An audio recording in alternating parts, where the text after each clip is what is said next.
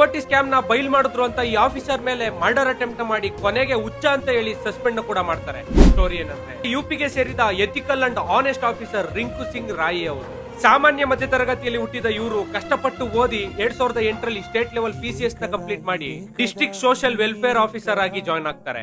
Social welfare scheme ಗೆ government ಕೊಡ್ತಾ ಇದ್ದಂತ ಫಂಡಿಂಗ್ ನ ದಾರಿ ಬದಲಾಯಿಸ್ತಾ ಇದಾರೆ ಅಂತ ತಿಳ್ಕೊಂಡಿದ್ದ ಅವರು ಎಂಕ್ವೈರಿ ಮಾಡಿದಾಗ 100 ಕೋಟಿ ಸ್ಕ್ಯಾಮ್ ಈಚೆ ಬರುತ್ತೆ. ಇವ್ರು ಮಾಡ್ತಾರೆ ಇನ್ವೆಸ್ಟಿಗೇಷನ್ ನಿಲ್ಲಿಸಬೇಕು ಅಂತ UP ಮಾಫಿಯಾ ಇವ್ರನ್ನ ಎದುರಿಸಿ ಭಯಪಟ್ಟಿ ಕೊನೆಯಲ್ಲಿ 2009ರಲ್ಲಿ ಇವ್ರ ಮೇಲೆ ಮರ್ಡರ್ ಅಟೆಂಪ್ಟ್ ಕೂಡ ಮಾಡ್ತಾರೆ. ಸೊ ಅದರಿಂದ ಫೇಸ್ ಡ್ಯಾಮೇಜ್ ಆಗಿ right I and hearing capacity ಕೂಡ ಕಳ್ಕೊತಾರೆ. ಬರೀ ಸ್ಟೇಟ್ ಲೆವೆಲ್ ಪೋಸ್ಟಿಂಗ್ ಅಲ್ಲಿ ಇದ್ರೆ ಈ ತರ ಮಾಫಿನ ಏನು ಮಾಡಕ್ಕಾಗಲ್ಲ ಅಂತ ತಿಳ್ಕೊಂಡಿದ್ದ ಇವರು ಸೊ ಇದರಿಂದ ಇವ್ರಿಗೆ 40 ವರ್ಷ ಇದ್ದಾಗ ಫಿಸಿಕಲ್ ಚಾಲೆಂಜ್ ಕೋಟಾದಲ್ಲಿ UPSC ಎಕ್ಸಾಮ್ ನ ಬರೀತಾರೆ. 2022ರಲ್ಲಿ UPSC ಸಿವಿಲ್ ಸರ್ವಿಸಸ್ ಎಕ್ಸಾಮಿನೇಷನ್ ಅಲ್ಲಿ 683 ರ್ಯಾಂಕ್ ಬಂದು UPSC ನ ಕ್ರ್ಯಾಕ್ ಮಾಡ್ತಾರೆ.